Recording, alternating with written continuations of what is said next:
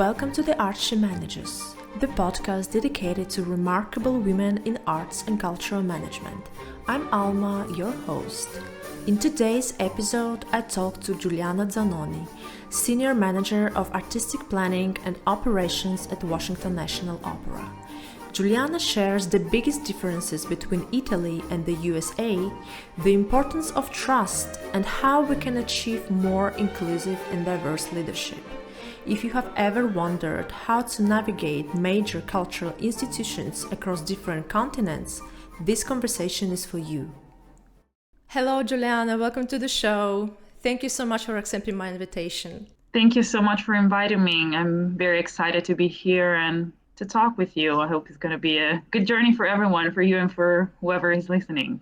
I'm sure it's going to be exactly like that. So, let's start. You have lived and worked across 2 continents in the performing arts world. But let's start at the beginning. What first drew you to classical music? Yes. So just a little bit of a background. So I was born and raised in this very small town in northern Italy, not very far from Milan, but very close to the Swiss border. And my mom was a pre-kindergarten teacher and my dad was an accountant, but I mean, they both had music being part of their lives. So my mom sang in the church choir, my dad conducted the town's community band. So music in many ways, not necessarily professionally, but it was always part of our household. So it was always kind of like a situation where classical music was part of our weekends or festivities or holidays. Again, never in a professional way, but always as a very well-lived passion of our family. So because my dad was the conductor of the band of my town, I ended up deciding to, study music there in the band of my community. And I chose oboe as my instrument. Very weird for the band because generally oboe was not very common. So it was a hard work for everyone to kind of find a teacher for me and being able to start, studying that, but it ended up working. So I'm very happy about that. And, after a few years when I was almost at the end of high school, I kind of decided that that was something that I wanted to take more seriously. And luckily, my parents were extremely supportive on that. So they helped me find teachers. They helped me understand if, studying music was actually what I wanted to do professionally after high school. And yes, in the end, that's what I did.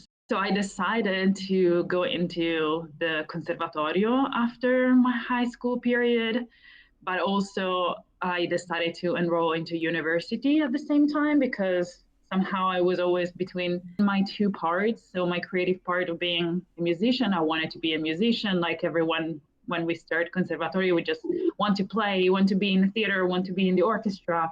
But on the other side, I was also a pretty analytical person. So I liked problem solving and like thinking through things. So I decided to enroll into philosophy, which is something that I really, really appreciated as a choice, especially in the long run after a long time now, more than 10 years that I finished my college degree. That was one of the reasons why I started. So the reason why I started classical music was because my family was into music. And then the more I studied my instrument, the more I learned that I really liked that. And yeah, so, so I finished the Conservatorio in Italy. I finished my bachelor degree in philosophy. And then, of course, the same questions like, so what do I want to do with everything that I have right now? Well, I decided to kind of try and pursue a little more the dream of becoming an orchestra player.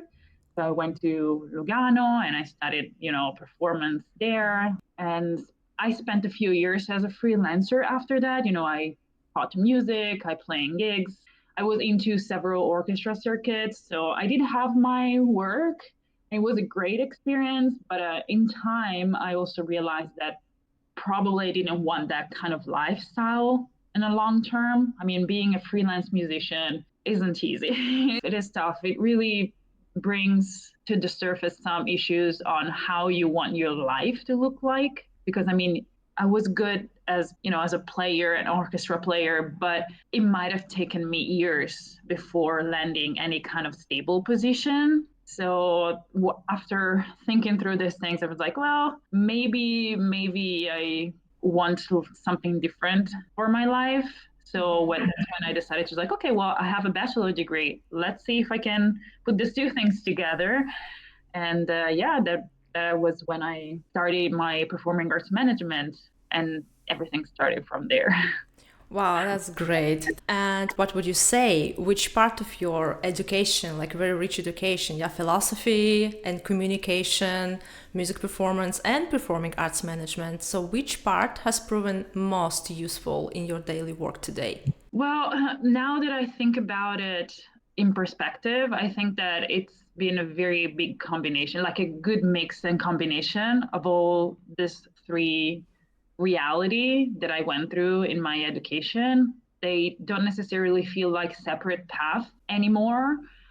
Maybe they were at the time when I was trying to decide what to do, but now I think that everything really contributed in creating kind of like layers of knowledge that really helped me to find my way in the end.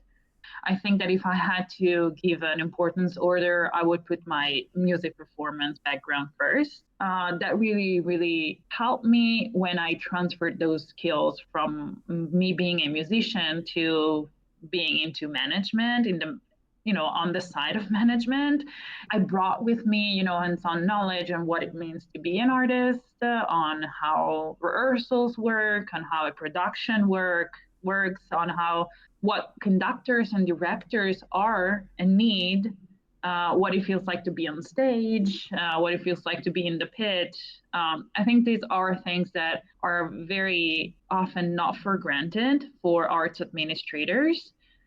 So being able to think as a musician or understand their point of view and anticipating this kind of priorities for artists really helped me to stand out in some occasions during my career path. In the end, I would put this as first, but almost tied to it. In second place, I would put my philosophy background. That really was almost equally important to me because, on the other end, it counteracted my creative side of things, and it taught me how to think, how to approach problems from different perspectives, how to find clarity when things were chaotic, when things were under pressure, how to create just enough distance from a tough situation so that I could make better decisions because I was not under pressure. I could distance myself from the situation. So I really think that that ability to kind of step back and analyze the situation from a more rational and cold perspective really, really helped me in my day to day so far. So definitely the creative side helped me to understand what we were working on and what the result needed to be and what important things are. Because sometimes, when you're an administrator, you're like, oh, this is out of budget, but how much out of budget is this compared to the big artistic result that you will get out of it? So sometimes it really helped me knowing the artistic part, knowing the singers, knowing the quality and everything, to counterbalance the management needs. But on the other end, also like my philosophy degree is just like, okay, yes, you are an analytic person and you can use that at your advantage. Well, and then in the end, of course, I think that the master in performing arts management was a good connector between these two things because it gave me the practical knowledge that I didn't have, like, budgeting, planning, team management, fundraising, these kind of things that I never worked on previously. It really helped to kind of bring these two things together. So I think that it is a good layer of knowledge that helped me throughout my years and of my professional development. And I feel pretty satisfied, even though it took me a lot of years and a lot of study to get to where I am. I think that really everything contributed to the way I am today and the way I approach and I do my job. But prior to your performing arts degree, You did a couple of internships already, right, as an art manager?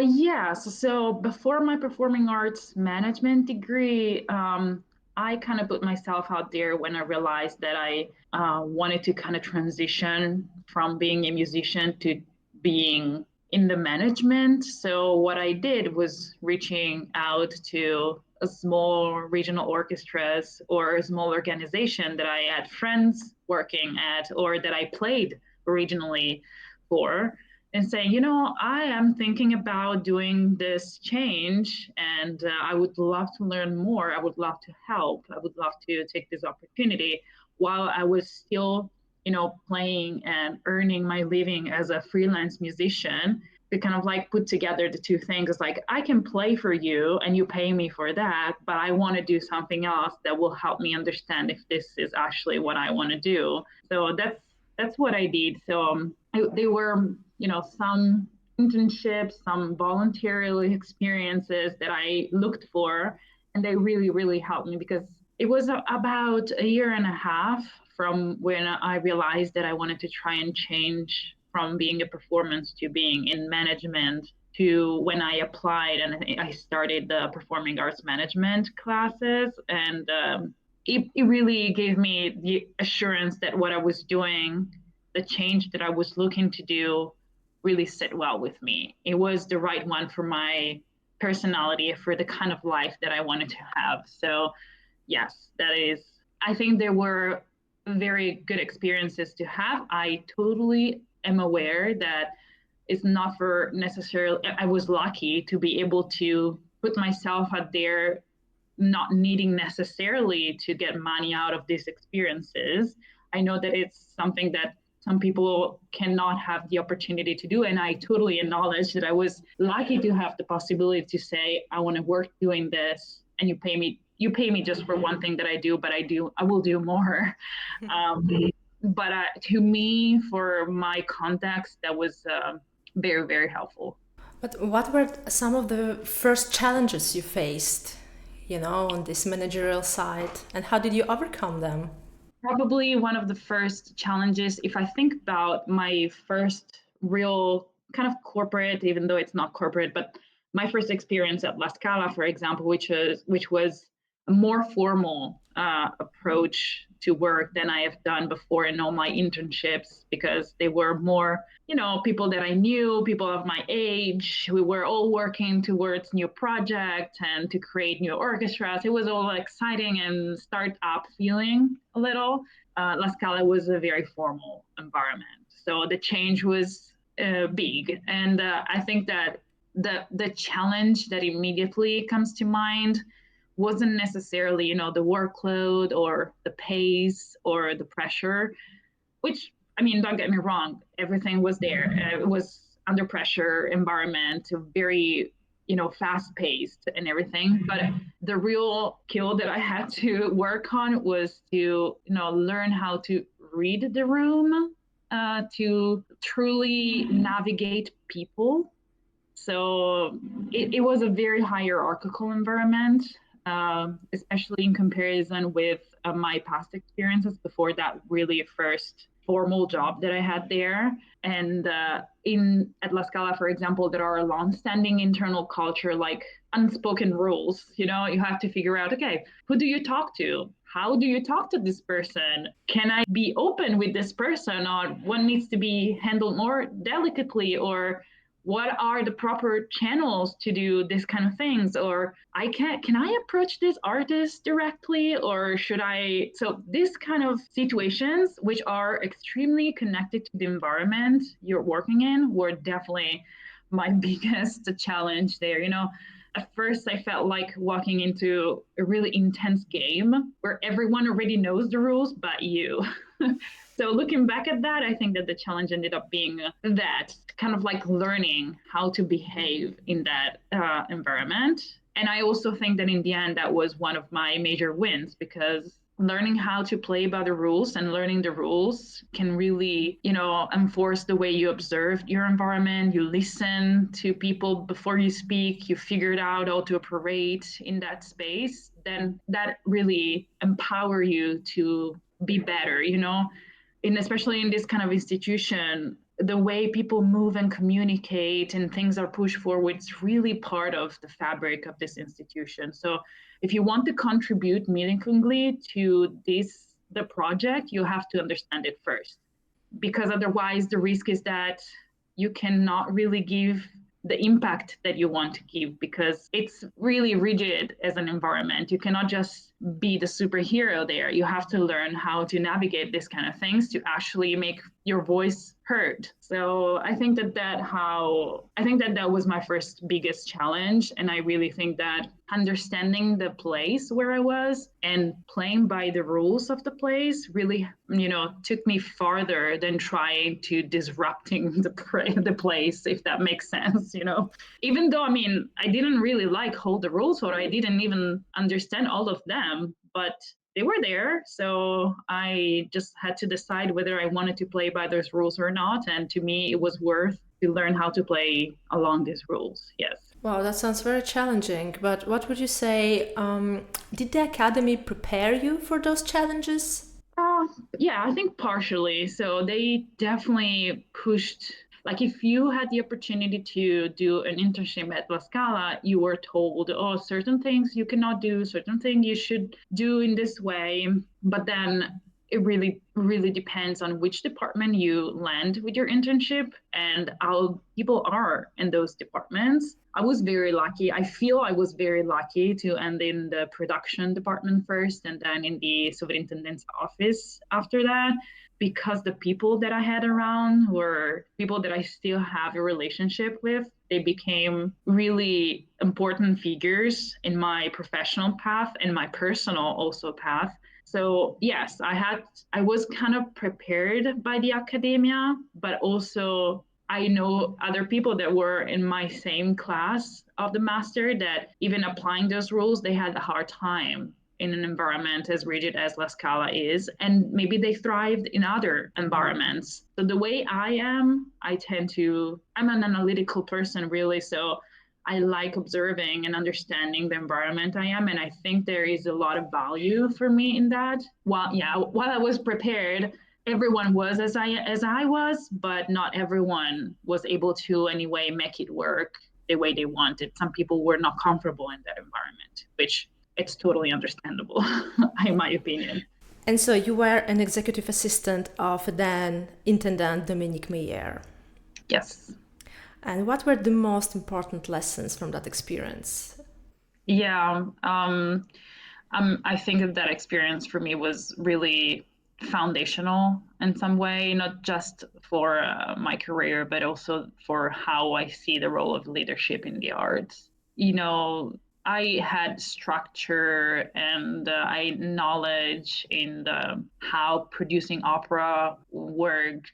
But, I was lucky enough to stay on and work at La Scala for several years. And eventually, when I became the executive assistant of Dominique Meyer, that placed me right at the center of the action. So I had the front row to how a world-renowned cultural leader runs a major institution, and specifically him, because it wouldn't have been the same experience with other sovrintendenti. I really, really value that experience as a rare advantage point that I had. And I learned so much just by observing, for example, how he operated, how, the strategies, the vision, how all these things translated into daily decisions, how to prioritize, how to create balance, what to protect, how to bring artistic excellence, how to stay financially and also politically viable, because we know that La Scala is being very visible structure and institution in Italy, so it has strong political implications. And for where I was at that time, I could see all of it, which was a really, really long learning experience that definitely I really valued. And the leadership style, like in terms of what I've learned about leadership, what Dominique Meyer really is an incredible performing arts manager, is an incredible person. And I was lucky enough to, knew him also as a person, not only as a superintendente. He's calm under pressure. He's never mad or angry. He always communicate in a clear way. He is emotionally intelligent also. Whatever was the situation, he would always handle that with grace and kindness. And I really learned how to respect and appreciate that kind of leadership, which is a little different than what we were told leadership looked like. So I really value that experience because, I have my opinion on how my leadership, what I see as a valuable leadership is, but I really think that a good 70% of what I think good leadership is comes from my experience with Dominique Meyer. Wow, that sounds very inspiring. But then you moved to the US, and did you immediately start working at the Washington National Opera? Kinda, yes. I brought with me, so the first year that I moved from La Scala to the US, I brought with me some of the projects that I was following at the theater at La Scala, and I worked on those remotely for a while, but then, I had to make the US experience work and working remotely. And I was in Florida at that time, which is in an area that was out of the cities. So it was a little bit in the middle of nowhere. So for my mental health, the experience of working from home by myself and being a little bit in the middle of nowhere and having a hard time finding, human context behind, beside my family there.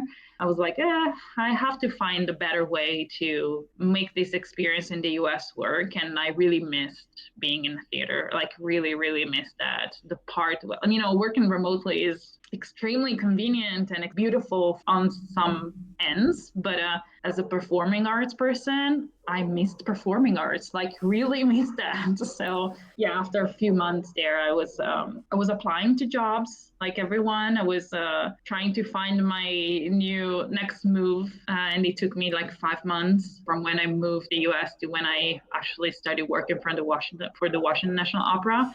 Yeah, so I arrived in February and I started in August. So Is the American job market different compared to Italy or Europe in general?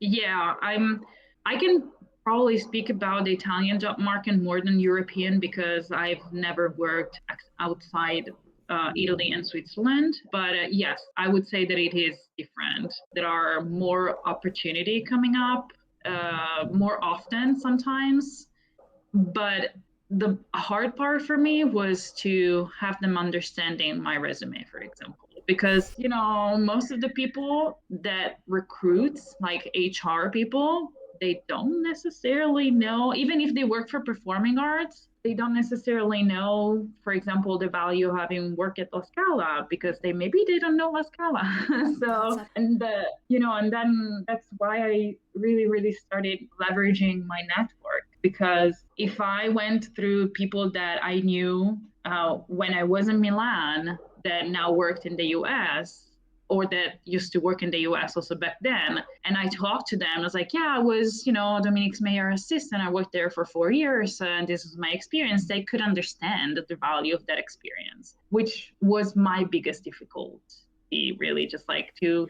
send my resume without an explanation. I would never be considered for the role because I didn't study in the US. I didn't work in the US previously. So yeah, people making the choices on whether you're or AI, I don't know, your resume most of the time is, they do not see what are the important things that you should have on your resume. So yeah, in the end, I would say that it is very different, and it's easier when you are in the market already, but entering the market in the US, the job market, as a non-US resident or a person who didn't study in the US wasn't the easiest. Wow, this is crazy, like with your experience. Yeah, I see, a lot of other people also in other environments that maybe, lived in Europe or in Italy, and they arrive here and it's like, okay, well, you really have to build your own brand and be upfront even when you apply. It's always about personal relationships more than anything else. So you have to be in touch with the hiring manager. You have to, send communication, be proactive. These are things that I was never taught to do, or I didn't know that they were important to do, but I had to learn that this is how things work here. So if you really empower yourself and just like, okay, I have to promote myself in a way I would have never done anywhere else, things might work easily. It really is a different approach on how you look for a job. It's not just, oh, I see a job, I adapt my resume and my cover letter to it and I send it. If you just do that, it's going to take a long time to find a job, at least for the performing arts in my experience. Again, not generalizing, but that is definitely my experience. So yeah, what I did was really get in touch personally with the people that I knew back in Milan. Like, for example, my current supervisor, Sam Galber, he came to La Scala in 2021 to meet with Dominique Meyer. And I was Dominique's assistant. So I met him and I emailed him, and we were, in touch to, find the right moment for the meeting and exchange information, logistics, and everything. And then I met him in person when he came to the theater. So the one thing that I did, knowing that I wanted to stay on the East Coast of the US, was first creating a list of all the institutions, big or small, that I wanted to apply for. Every single day, I went on the website of these institutions and looked through the job opportunities every single day. I had this very basic list on my Google Keep with the name of the institution, the website, link to the page of job opportunities. And every time something came up that I was interested into, I would apply every single time. And then with that, I also went to my network. So my husband at the time had a working fair or something in Washington. So I was like, okay, I'm coming up with you. I got in touch with Sam. I was like, oh, I don't know if you remember me. I'm Giuliana. I worked at La Scala with Dominique Meyer's assistant. I'm in Washington this week. Are you around for a coffee? And we went to lunch together and we talked and we got to know each other. And we really talked deeply about, our institutions, my situation, the Washington National Opera's structure and everything. And in a couple of weeks after that, I was back to my routine. Every day I would wake up and go to every single link of every single institution. And I saw that there was a new job posted on the Kennedy Center website, and they were looking for an assistant manager for the artistic department at Washington National Opera. So I got in touch with Sam. I was like, oh, I saw this job. I was thinking to apply. What do you think? And then he called me and he explained that actually they were restructuring the artistic department and they would have opened also another position, a more senior position rather than assistant manager, which is the one that I currently hold, which is senior manager. And it was like, if you're interested, we can talk about it. So practically this is how it started. So I, of course, continued to go every single day, applying to each institution and continue my network also, via other people. So in the end, I arrived in July with 2 offers for the first time. One was in Florida, one was Washington, and I decided to go with the Washington National Opera opportunity because to me that really was the perfect fit. So, but it took months. The hiring process, was 3 interviews, one with the panel people. And so I think that we started talking the first time in March and I received the offer in July and I started to work in August. So it was a long process. But in the end, what really, really worked was reaching out personally to the people and not be afraid to, make a bad impression. Just like, hi, I'm in the US. I'm looking for a job. Do you have opportunities that you can share with me? So practically that was it for me that really made the difference. I think people are just afraid, as you said, Yeah. I don't know, like from my personal experience, I would say I'm afraid to annoy people, like if they don't reply and then you're kind of, should I follow up? Do I follow up? Do I not? What should I say? It's kind of this awkward situation. So yes, absolutely. Like Thank you for your Yeah, insights. of course. And I know that in Europe might be different because people are maybe a little less used to this, but here in the US it's just the way to go. Yeah. Just like not be worried about being in nuance, but just like continue and try it and make your way and talk to people. And yeah, that really, really helps. And now that you are the senior manager of artistic planning and operations, what does your role involve on a daily basis? Yeah, I love my role, by the way, but my role is really about kind of connecting the artistic vision and everything that it takes to bring that vision to life and on stage. So we have an artistic director who's Francesca Zambello. She is the one who think about the concept of our seasons at Washington National Opera. She around those concepts, she decides what titles would be better to bring on stage, et cetera, et cetera. And once that part is established, the artistic department works on hiring, negotiating, contracting everyone that is on stage that has an artistic role. So we start with singers, of course, directors, conductors, and we have choreographers, dancers, music staff, supers, children if they're involved. So everyone who is on stage doing something that you see, dogs. We also hire dogs in one production. So everyone that is on stage doing something that helps bring the vision of the director, we hire and contract. On a daily basis, we're talking about, Sam is he's my supervisor. He works directly with Francesca on deciding which singers we want to contact. And then we get in touch with the managers. And then we start talking about, okay, this is the period.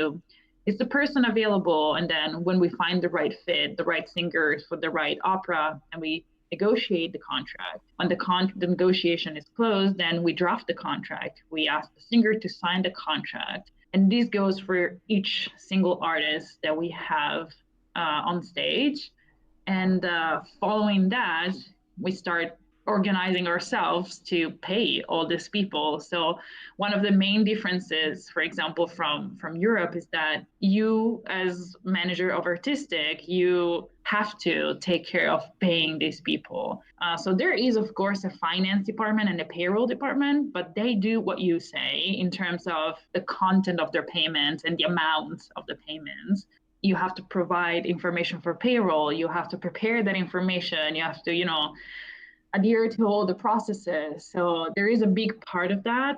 But I really, really love to think about my work as we put in practice the artistic vision. So we help doing that. So there is a production department, of course, and they deal with designers and lighting designers and costume designers and everything. And we deal with everyone else that has an artistic impact on the overall on stage. Yes.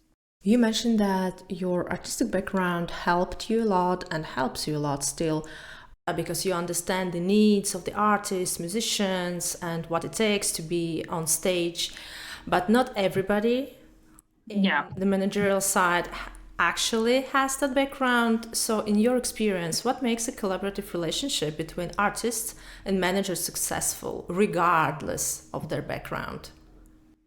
Yes. So I think that for my experience, I would boil everything down to one specific item, which is trust. So regardless of the background, regardless of the kind of person you're dealing with, I really believe that trust is the foundation that everything else sits on. So we can talk about good communication, transparency, setting shared goals, having healthy disagreements with the artists on what they want to do on stage, what they want to wear, what they want to look like. But I mean, everything, all these small parts are essentials, of course, but none of this would work if there isn't trust, in my opinion. You know, opera is sometimes very emotionally charged, is an environment where there are a lot of people with feelings sometimes are involved, and singers put themselves out there very openly. So I understand that is sometimes a complicated, emotionally speaking, environment to work in. But I think that as long as management and artists have the same vision towards they're working to, things can work probably better. I mean, there are some situations where you can perceive that someone has an agenda or there is some lack of transparency or honesty in the room.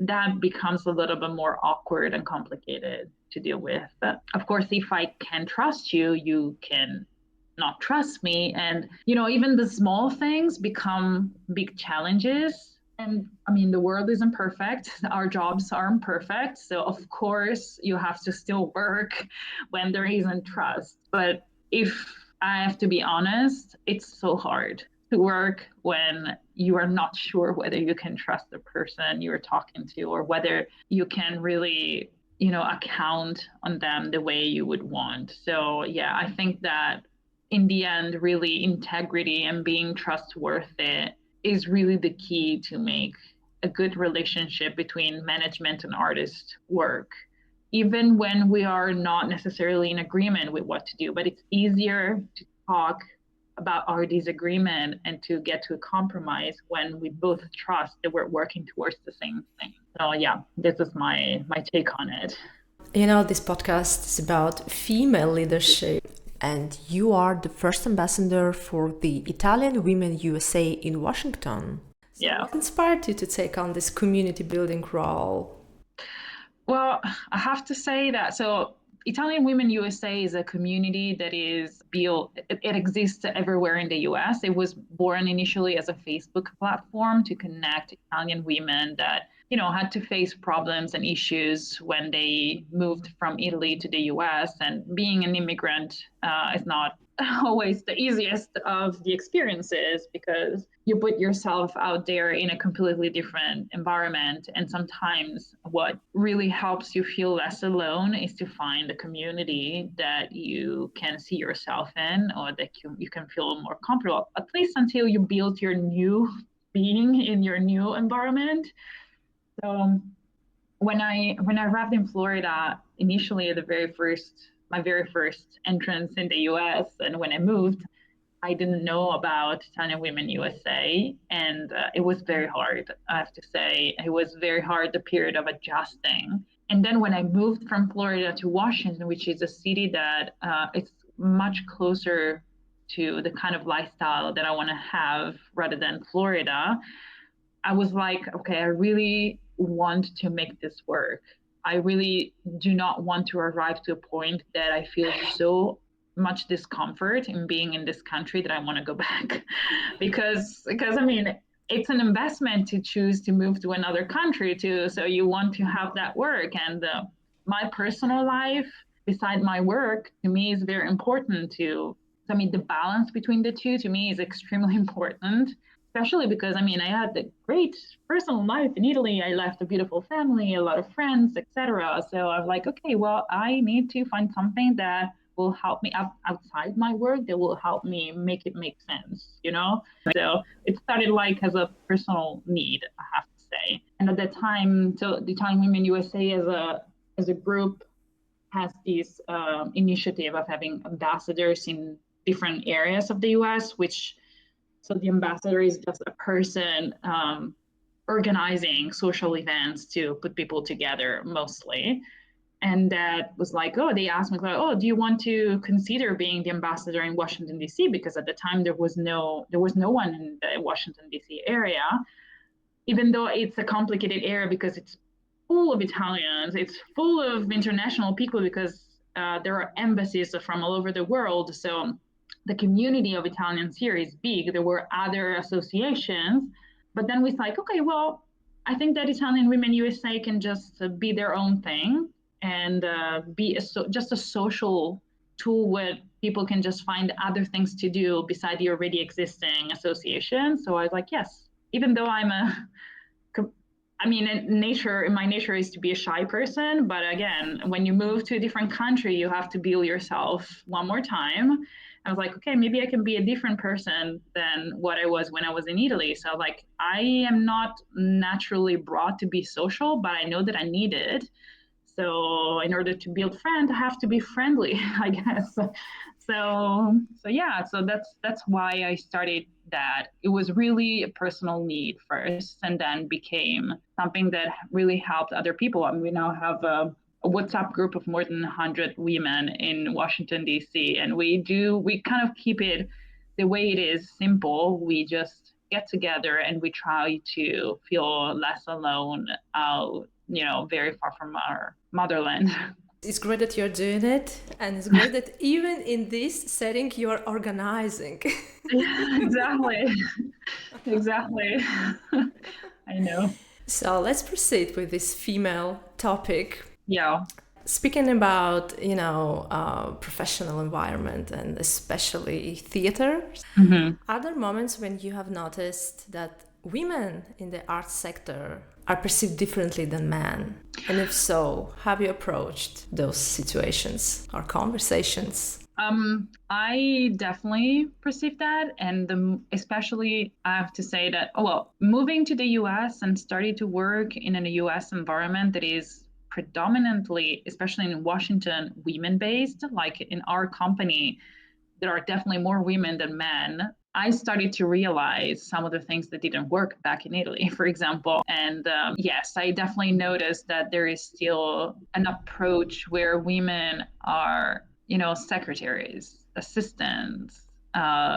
It's hard, still very hard to find women leaders in Europe. They are starting, I mean, there are names that are amazing names around of people that are of great value who did things that I don't know how they did it in the horizon of European performing arts, and I appreciate and value these women like immensely.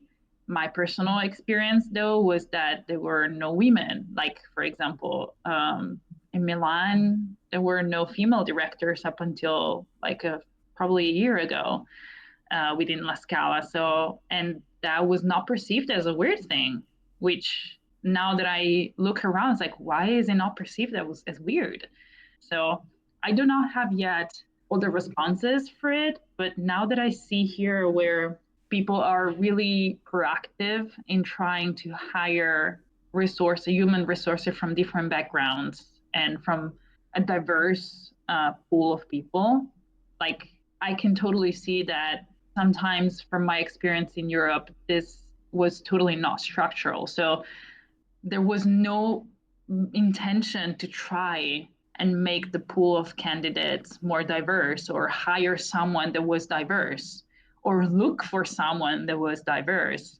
In this case, for example, look for women to take up positions. The point has always been, oh, but it's based on merit. It's like, so you're telling me that women aren't worthy, or you're telling me that you didn't see the worth in women? So is the problem women, or is the problem you who are looking for new people? So I started to have strong opinion on this, where I think that there is a very big biases in Europe when it comes to hiring people or finding people to cover leadership roles because of the structure, what we imagined leadership being based on our past.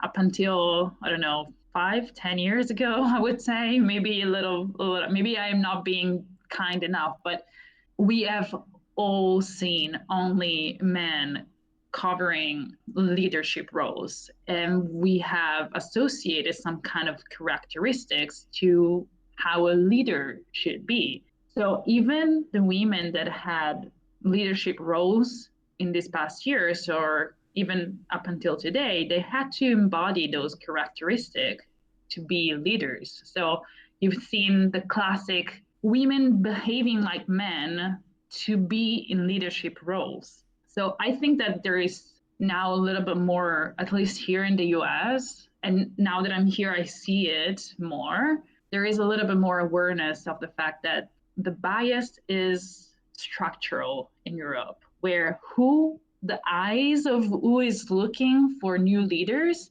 are biased in a way that they think that look intentionally for a woman is unfair. And I actually think instead that look intentionally for diverse people is more fair than having your bias work for you, where you think that, oh, this person is a man, yes, but is the more capable person. Who told you that? How do we know that this person is the most capable person? We do not know, but it's hard to look further because we're used to seeing the most capable person looking like that. So it's hard to look more, profoundly. And I mean, I don't know, I also think that people tend to choose leaders who look like themselves, who reflect their own career path, their comfort zones. And when you have people at the table that are all coming from the same path and from the same background, they will tend to replicate that over and over again. So the least women we have, the least women will have. So it's kind of like a spiral. So that's a little bit my take on it, and it's an opinion that I've been building here. And I really, really think that what we miss in Europe compared to the experience that I have here in the US is really recognizing and being intentional in wanting to make a change. So there are so many other things going on that people just say, yeah, well, whatever. We choose the person that is more capable based on who's choosing point of view. And you don't necessarily try hard to prioritize diverse people, which I mean can be controversial. But for example, I'm a very big supporter of quotas for women or for diverse people. I don't think that is a tool for forced equality, but I think that is a necessary push to kind of like to try and correct these biases. I mean, I don't think that quotas lowered standards. I think they, you know, force institutions to look beyond their usual networks and habits. They challenge the idea of what leadership is and what leadership sounds in certain ways. So they really push the system to evolve. And it's artificial just at the beginning of the process because the more you have quotas, the more women you have involved, and the more you give them a comfortable environment to be and behave the way they think it's right, the easier it'll be to continue to involve more people from diverse backgrounds. So You mentioned that in your current environment there are more women than men. So, from your experience, do you think women tend to bring different leadership styles or priorities into the arts sector?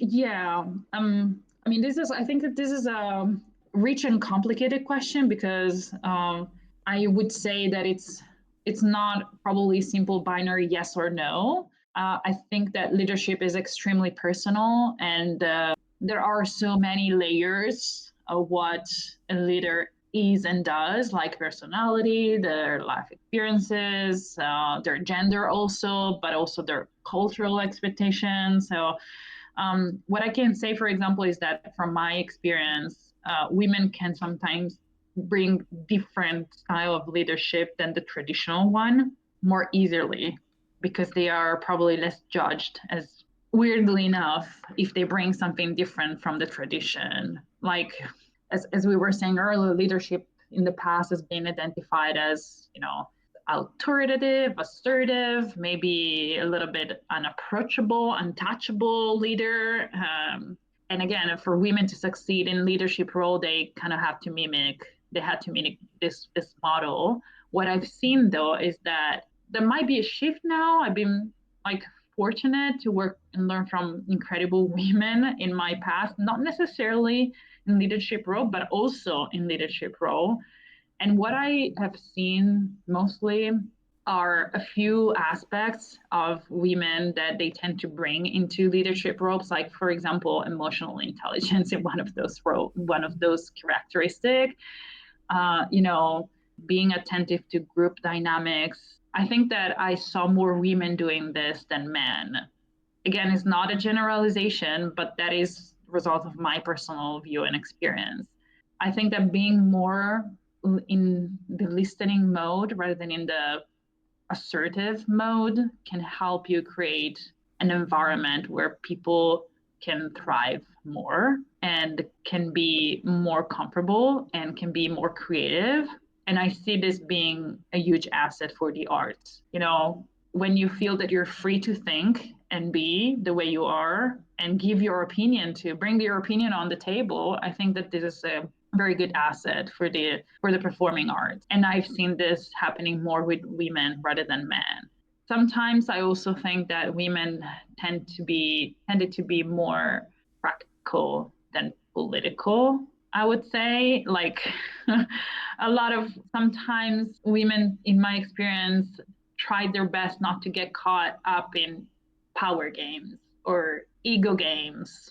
So I think they were more focused on finding solutions, on moving things forward, on doing more than thinking or overthinking. I think that sometimes female leaders are more grounded and more realistic and kind of like, okay, yes, or the things are happening, but we have to get there. Let's just do it. So I had that feeling. And again, just reassuring everyone, this is just not a generalization. I'm just bringing out characteristics that I've noticed. And I've also known men doing this, absolutely. But my personal take is that women tend to be this way more often. And another thing that I really appreciate sometimes is humility. Women tend to, acknowledge when they don't know, when they maybe are not aware of things, or maybe don't have all the answers, or they, try and learn from their experience. I really appreciate that because it makes me feel less alone when, I don't know, if I see someone who always has the right answer or always pretend to have the right answer, I feel like why I am not having the right answer, why I don't have all the answers. So if someone that is above my position and who leads a company tells you, oh, Ashley, you are right, and I was wrong, to me that sounds very powerful. And I don't always see that happening with male leaders. So I don't think that female leadership is inherently better, but I find it very useful to expand a little the definition of what leadership can be. And I see these factors as probably be some of important factors that I see in the shift between the definition of what leadership is. Wow, that was very beautifully said and put. And my next question would be, you're building a meaningful career in arts management. So what personal vision guides your choices? What is your mission? Yeah.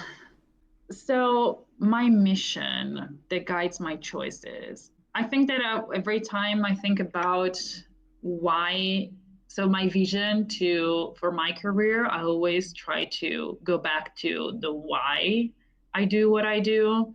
So I think that for me, one of the most impactful experiences during my professional development was understanding really what the impact of performing arts, what kind of impact we can have on people's life.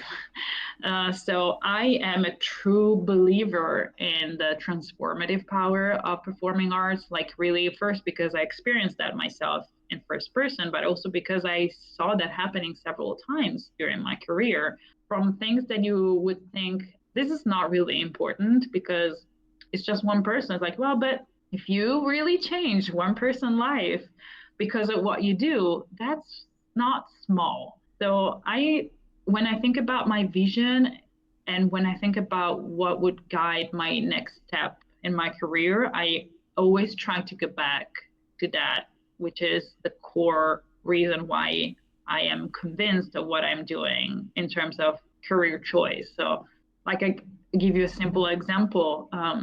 We're preparing for a production in the fall for which we need youth dancers under the age of 16 or 17. And Washington National Opera, it has a pretty substantial outreach and community outreach program. And during one of those programs, we worked with the Juvenile Detention Center here in Virginia, which is very close to the Kennedy Center. And as part of that project, some of the young people in the juvenile center came to the Kennedy Center to see one of our performances. And I mean, it was extremely emotional to me to learn that one of the kids who came to the show wanted to be part of our production as a youth dancer. So they came to the audition and they were great. And so they got hired for the fall production. And to me, that was like, that moment showed me very clearly that our work goes far beyond producing a show. Sometimes really can offer a life-changing experience to people that really start to see themselves in a different way or start to process what they could actually do or what art can actually help them doing. So what guides me in the end is really not about being, I don't know, have a great title or a specific destination. I don't have a 10-year plan or 5-year plan. I'm not able to plan so far in advance, unfortunately, but I really strive to continue to be someone who brings presence and care in what we do, in what I do, and someone who, create the space for others to shine. That's why I'm not on stage, but I help bring in people on stage. I don't appreciate for myself being on stage. It's not my world, but I love seeing people doing great on stage, and I appreciate that. And I know that that is a life-changing experience. You are not the same person when you're on stage, when you're off stage. And sometimes that is for someone like us who have been working, in the arts for a long time, it's a little bit given for granted sometimes, but it's really not. So I think that my vision is try and continue to hold tight to the real core meaning and value of what we do, and maybe finding other steps for my future that hopefully will help me do even more than what I'm doing right now in that perspective. Well, that was such a great and touching story about that kid, and thank you very much for sharing. So, my last question for you would be, you have already outlined a very, very precise, like, to-do plan for aspiring arts managers or for Yeah. people who are like trying to start out now. But I think I have found one question that I would like to ask every guest on the show. So, what do you wish somebody had told you about the art sector before starting? And what would you like to tell somebody who is just starting out? Yeah, I really feel the struggle there for new people trying to enter the art sector. So I totally understand difficulties. And what I wish that I was told before entering this field was really just not to be scared, not to be worried about trying where you can fit, or like, I don't know, I think if I think about myself when I was going through, job description, it's like, oh my God, I will never find the job description that actually fit me. And when I will find it, there are going to be 100 more applicants. And why would they need to choose me? So I would wanted someone to say, don't be scared. This is not entering into, I don't know, the secret world of performing arts. Everyone started from the first step. So the first step is important. And I would say, don't be scared to do that first step.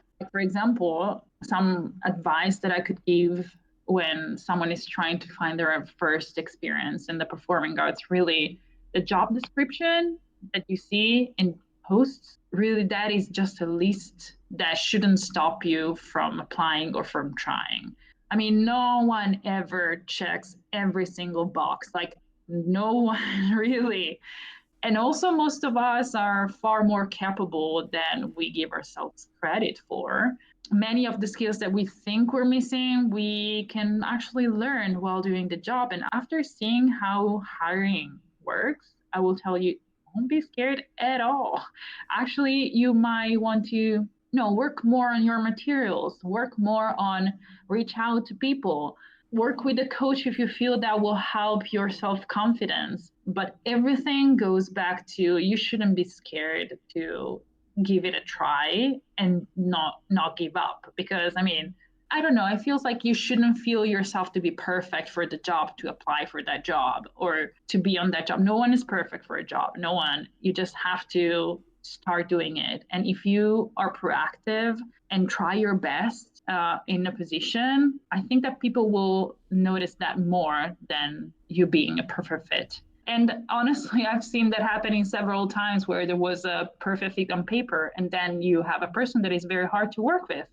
While maybe someone that doesn't necessarily fit all the boxes or checks all the boxes might be an extremely intuitive and flexible person, and it's beautiful to work with them. So yeah, really get it's like yeah, don't be afraid, don't be scared, even if you think that people are judging you, they are not judging you from a far higher point of view if they're doing it, and they are wrong if they're judging you, believe me. And if you think that this is the right environment for you, don't give up, because really trying and trying and trying is a learning opportunity and might get you farther and farther than just trying and get the perfect fit. Just give it a try and learn from it. And I guess I would say that.